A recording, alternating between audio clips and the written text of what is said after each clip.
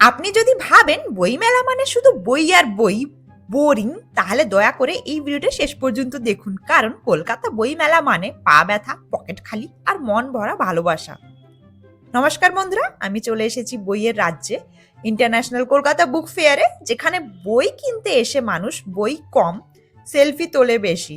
এখানে ঢুকলেই মনে হবে আরে বাবা, এত বই!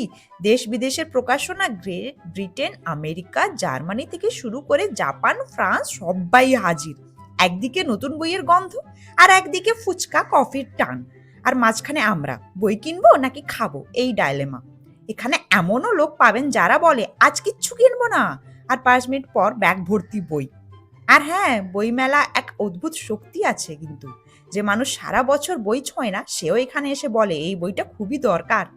তাই বন্ধুরা, বইয়ের সাথে আড্ডা, হাসি আর একটু পাগলামি চাইলে এই ইন্টারন্যাশনাল কলকাতা বইমেলা মিস করবেন না কিন্তু।